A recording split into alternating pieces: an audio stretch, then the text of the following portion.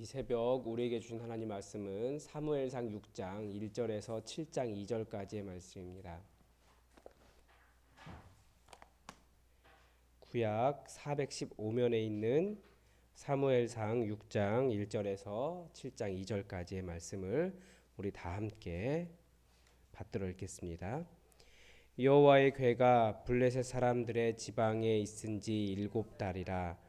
블레셋 사람들이 제사장들과 복술자들을 불러서 이르되 우리가 여호와의 궤를 어떻게 할까? 그것을 어떻게 그 있던 곳으로 보낼 것인지 우리에게 가르치라. 그들이 이르되 이스라엘 신의 궤를 보내려거든 거저 보내지 말고 그에게 속건제를 드려야 할지니라. 그리하면 병도 낫고 그의 손을 너희에게서 옮기지 아니하는 이유도 알리라 하니 그들이 이르되 무엇으로 그에게 드릴 속건제를 삼을까 하니 이르되 블레셋 사람의 방백의 수요대로 금 독종 5과 금쥐 5마리라야 하리니 너희와 너희 통치자에게 내린 재앙이 같음이니라. 그러므로 너희는 너희의 독한 종기의 형상과 땅을 해롭게 하는 쥐의 형상을 만들어 이스라엘 신께 영광을 돌리라. 그가 혹 그의 손을 너희와 너희 신들과 너희 땅에서 가볍게 하실까 하노라. 애굽인과 바로가 그들의 마음을 완악하게 한 것이 어찌하여 너희가 너희의 마음을 완악하게 하겠느냐. 그가 그들 중에서 재앙을 내린 후에 그들이 백성을 가게 함으로 백성이 떠나지 아니하였느냐. 그러므로 새 수레를 하나 만들고 메어보지 아니한 젖 나는 소 2마리를 끌어다가 소의 수레를 메우고 그 송아지들은 떼어 집으로 돌려보내고 여호와의 궤를 가져다가 수레에 싣고 속건제로 드릴 금으로 만든 물건들을 상자에 담아 궤 곁에 두고 그것을 보내어 가게 하고 보고 있다가 만일 궤가 그 본 지역 길로 올라가서 베세메스로 가면 이 큰 재앙은 그가 우리에게 내린 것이요 그렇지 아니하면 그의 손이 아니요 우연히 당한 것인 줄 알리라 하니라. 그 사람들이 그같이 하여 젖나는 소 2를 끌어다가 수레를 메우고 송아지들은 집에 가두고 여호와의 궤와 및 금쥐와 그들의 독종의 형상을 담은 상자를 수레 위에 실으니 암소가 베세메스 길로 바로 행하여 대로로 가며 갈 때에 울고 좌우로 치우치지 아니하였고 블레셋 방백들은 베세메스 경계선까지 따라가니라. 베세메스 사람들이 골짜기에서 밀을 베다가 눈을 들어 궤를 보고 그 본 것을 기뻐하더니 수레가 베세메스 사람 여호수아의 밭 큰 돌 있는 곳에 이르러 선지라. 무리가 수레의 나무를 패고 그 암소들을 범제물로 여호와께 드리고 레위인은 여호와의 궤와 그 궤와 함께 있는 금 보물 담긴 상자를 내려다가 큰 돌 위에 두매 그날에 베세메스 사람들이 여호와께 번제와 다른 제사를 드리니라. 블레셋 5방백이 이것을 보고 그날에 에그론으로 돌아갔더라. 블레셋 사람들이 여호와께 속건 제물로 드린 금 독종은 이러하니 아스돗을 위하여 하나요, 가사를 위하여 하나요, 아스글론을 위하여 하나요, 가드를 위하여 하나요, 에그론을 위하여 하나이며 드린 바 금 쥐들은 견고한 성읍에서부터 시골의 마을까지 그리고 사람들이 여호와의 궤를 놓은 큰 돌에 이르기까지 5방백들에게 속한 블레셋 사람들의 모든 성읍들의 수대로였더라. 그 돌은 베세메스 사람 여호수아의 밭에 오늘까지 있더라. 베세메스 사람들이 여호와의 궤를 들여다본 까닭에 그들을 치사 5만 70명을 죽이신지라. 여호와께서 백성을 쳐서 크게 살육하셨으므로 백성이 슬피 울었더라. 베세메스 사람들이 이르되 이 거룩하신 하나님 여호와 앞에 누가 능히 서리요 그를 우리에게서 누구에게로 올라가시게 할까 하고 전령들을 기럇 여아림 주민에게 보내어 이르되 블레셋 사람들이 여호와의 궤를 도로 가져왔으니 너희는 내려와서 그것을 너희에게로 옮겨가라. 기럇 여아리 사람들이 와서 여호와의 궤를 옮겨 산에 사는 아비나답의 집에 들여놓고 그의 아들 엘리야사를 거룩하게 구별하여 여호와의 궤를 지키게 하였더라. 궤가 기럇 여아림에 들어간 날부터 20년 동안 오래 있은지라. 이스라엘 온 족속이 여호와를 사모하니라. 아멘. 오늘은 우리가 정말 하나님을 소중히 여기는가에 대한 제목으로 하나님의 말씀을 전하겠습니다. 오늘 본문은 이 블레셋에게 빼앗겼던 하나님의 괴가 다시 이스라엘 땅으로 돌아오는 장면을 보여주고 있습니다. 여호와의 괴가 블레셋 땅에서 7달을 있었습니다. 무슨 폭탄 돌리기 하듯이 이리저리 보내면서 하나님께서 블레셋 땅을 그 괴가 가는 곳마다 치셨기 때문에 블레셋 땅이 어떻게 보면 초토화가 된 거죠. 7개월 동안. 그래서 블레셋 사람들이 이게 어떻게 해야 될지 몰라서 제사장들과 복수자를 불렀습니다. 이거 도저히 우리가 가지고 있으면 안 되겠다. 우리가 보내야겠다. 굉장히 독특한 현상이죠. 전쟁을 통해서 이겼다고 가져온 신의 어떤 상징물을 우리가 도저히 감당할 수 없다 해서 진짜 보내는 거예요. 그래서 어떻게 이 괴를 그 있는 곳으로 보낼까 가르쳐 달라라고 이야기하니까 너희가 여호와라고 하는 신에게 죄를 지었기 때문에 죄를 속하는 속건제를 드려야 된다. 이렇게 가르쳐줬습니다.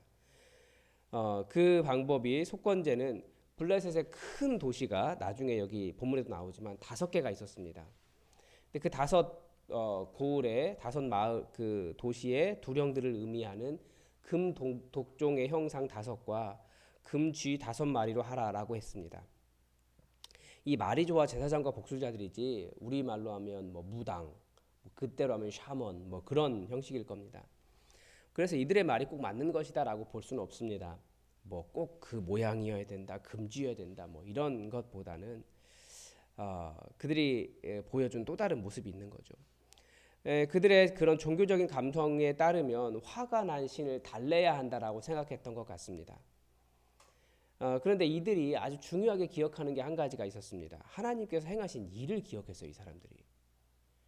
뭐냐면 하나님께서 이스라엘을 출애굽하게 하실 때 그 애굽 땅에 내리셨던 재앙, 그걸 생각한 거죠. 야, 우리가 여호와라는 신 잘못 건드렸다가 우리도 이집트처럼 될 수 있다. 빨리 보내자.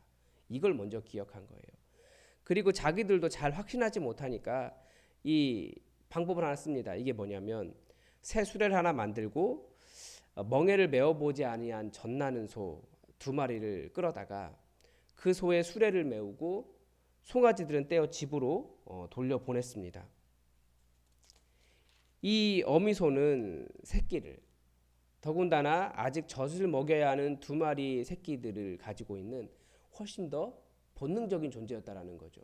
그래서 이 소가 본능을 따르는지 아니면 본능을 거스르는지를 보면서 우리가 이 일이 이 여호와라고 하는 신 때문에 일어난 일인지 아니면 그냥 우연히 이런 병이 발생한 것인지 한번 알아보자. 뭐 이런 생각을 한 거죠.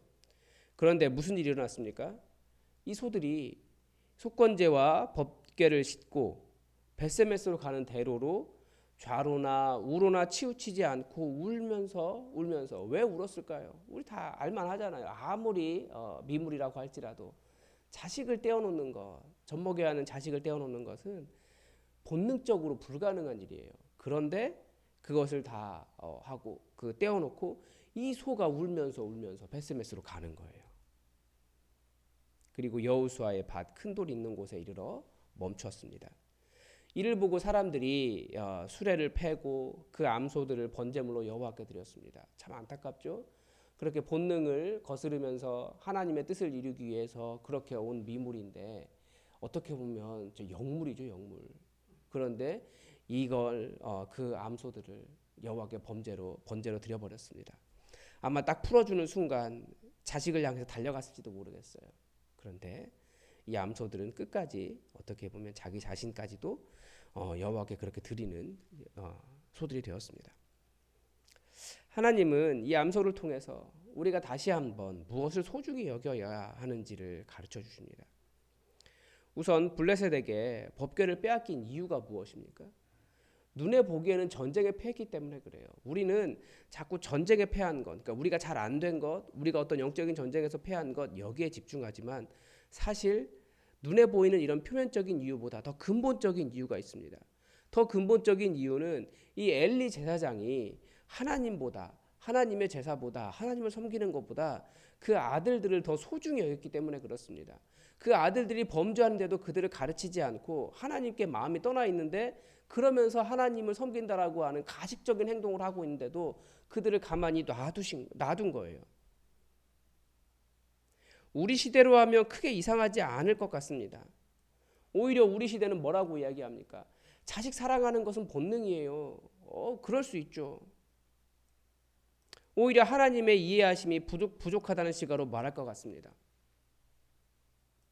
아니면 사랑의 하나님이시니까 이 정도는 이해해 주셔야 한다라고 생각할지도 모르겠습니다.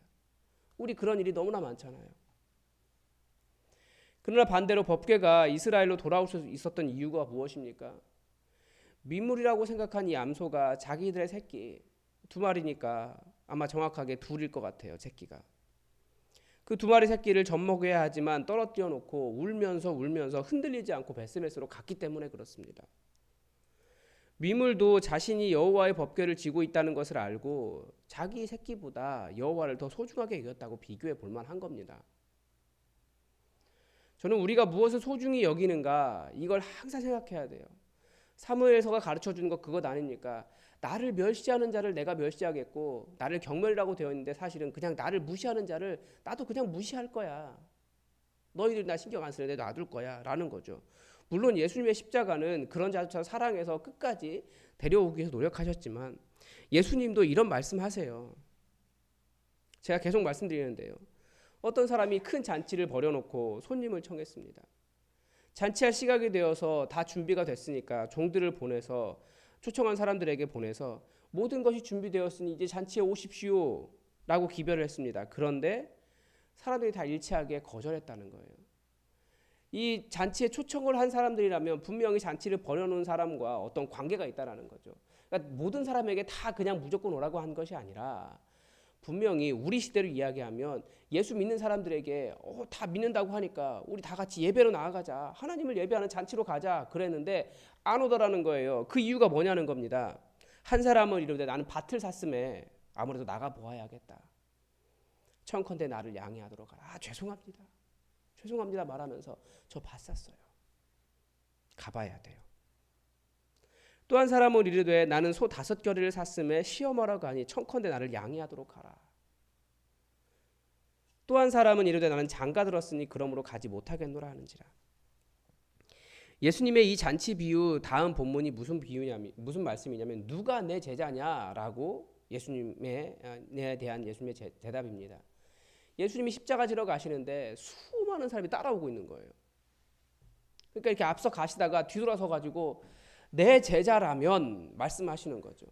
그들이 따라오면서 무슨 생각하는지 아신 거예요.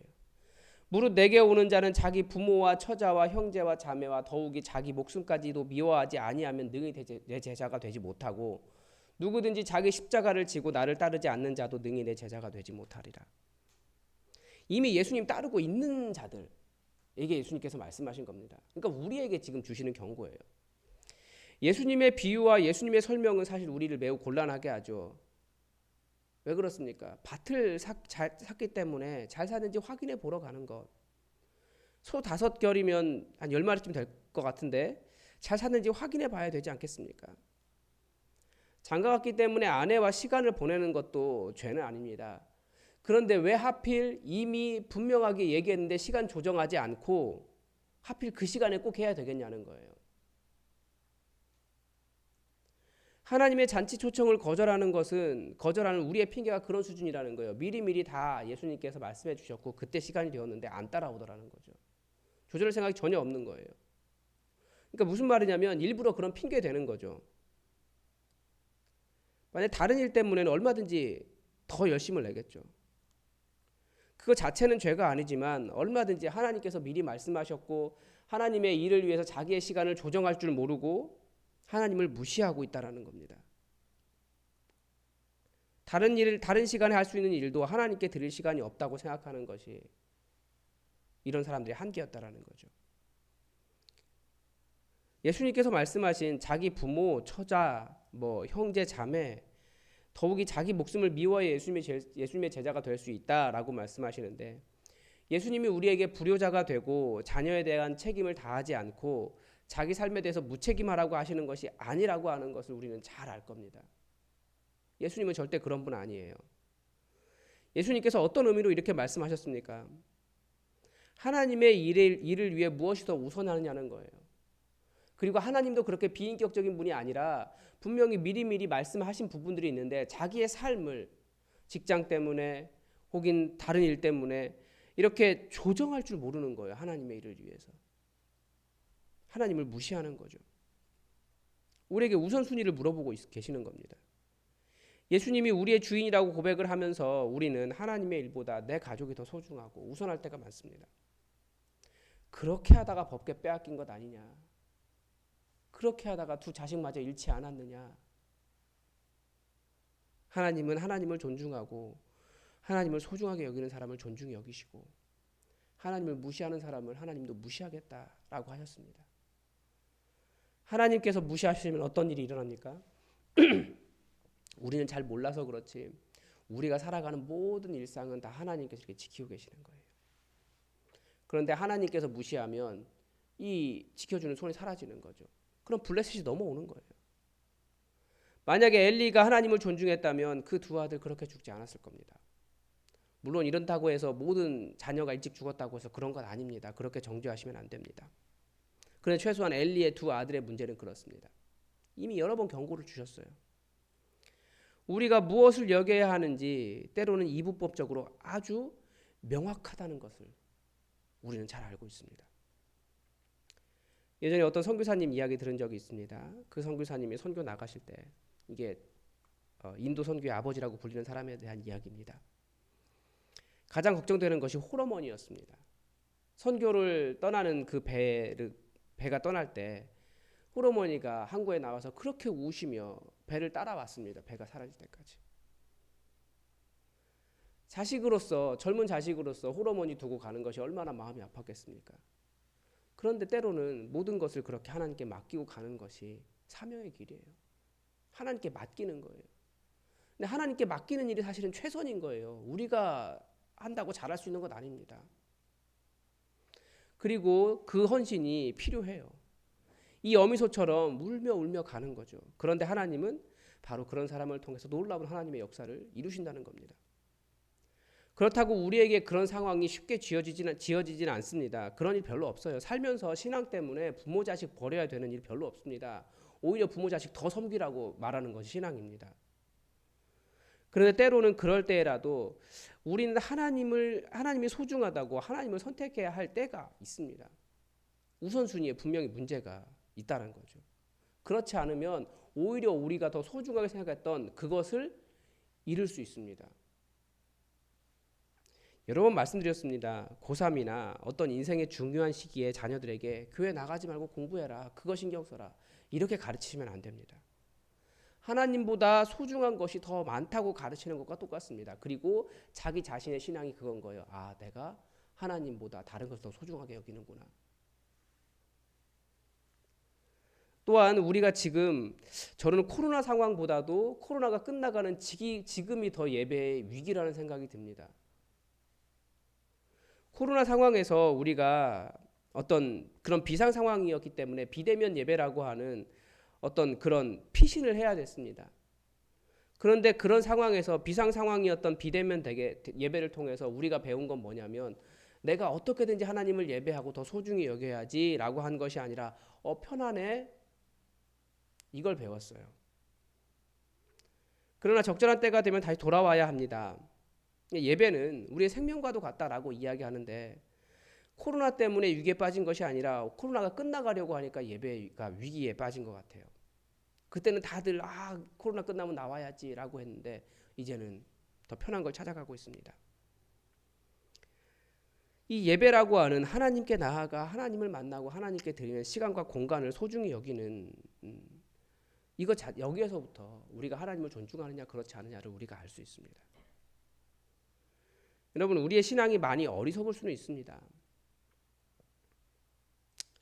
이런 이야기가 있습니다. 어떤 임산부가 출산을 하면서 너무 아파서 소리 지르니까 옆에서 간호사님이 호흡 길게 이런 식으로 이야기를 했다는 거예요. 그러니까 그 임산부가 통증이 심하니까 들은 건 있으니까 입으로 호흡 하는데 더 숨이 짧아진 거죠. 깊이 숨 쉬어야 되는데 호흡 하면서 무슨 일이 있었을까요? 더 아픈 거죠. 우리의 신앙이 어떻게 보면 입으로는 알기 때문에 계속 들었기 때문에 계속 호흡만 외치면서 진짜로 숨은 길게 쉬지 못하고 모든 통증은 다 얻어맞는 것과 같아요.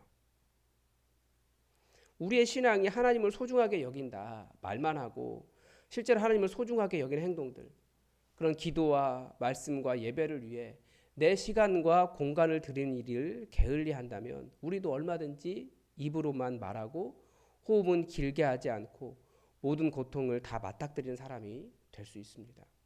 여러분, 하나님을 소중히 여기는 행동은 우리의 실제 시간, 실제 공간, 이것을 하나님께 드릴 때 가능합니다.